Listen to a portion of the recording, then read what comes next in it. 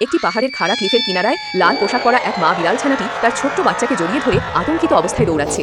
তাদের পিছনে একটি বিশাল রাগান্বিত ভাল্লুক তাড়া করছে। ভাল্লুকটি প্রায় ধরে ফেলেছে। মা বিড়ালটি তার বাচ্চাকে শক্ত করে জড়িয়ে ধরে ক্লিফ থেকে ঝাঁপ দিচ্ছে। নিচে উত্তাল সমুদ্রের ঢেউ। মা ও বাচ্চা পানিতে পড়ল। মা বিড়ালটি জলের নিচে ডুবে যাচ্ছে, তবে সে তখনও বাচ্চাকে নিজের দেহের উষ্ণতায় আগলে রেখেছে। এরপর একটি গাছের নিচে জলের ধারে ভেজা বাচ্চা বিড়ালটি পড়ে আছে, সে অচেতন।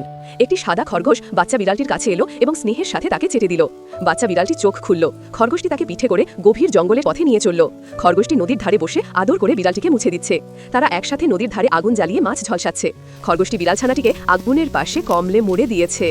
রাতে চাঁদের আলোয় ক্যাম্পফায়ারের পাশে তাঁবুর ভেতর তারা দুজন নিশ্চিন্তে ঘুমাচ্ছে। খরগোশটি নদীর ধারে বসে আছে। বাচ্চা বিড়ালটি হঠাৎ জলে লাফিয়ে ডুব দিতে শুরু করল। জলে ভিজে বাচ্চা বিড়ালটি গভীর জলের ভেতর দিয়ে হেঁটে চলেছে। তার ভেতরের দুঃখ ও ভয় যেন জলের মাঝে ভেসে উঠছে। খরগোশটি তার পেছনে সতর্ক দৃষ্টি রাখছে। নদীর ধারে লাল পোশাকে একটি মানব কঙ্কাল পড়ে আছে, যা মা বিড়ালের প্রতীক। বাচ্চা বিড়ালটি অশ্রুসিক্ত নয়নে কঙ্কালটির দিকে এগিয়ে গেল। বিড়ালটি কঙ্কালের বুকের খাঁচায় মাথা রেখে চিৎকার করে কাঁদছে। তার চোখের জল যেন বাঁধ ভাঙা বন্যার মতো। খরগোশটি মাটির গর্ত খুঁড়ছে। বাচ্চা বিড়ালটি কান্না মিশ্রিত চিৎকার করছে। বাচ্চা বিড়ালটি একটি সদ্য তৈরি কবরের পাশে বসে কাঁদছে, মাথা নিচু করে। কবরের পাশে একটি ফুল ফুটল, একটি ছোট সমাধি ফলকও দেখা গেল।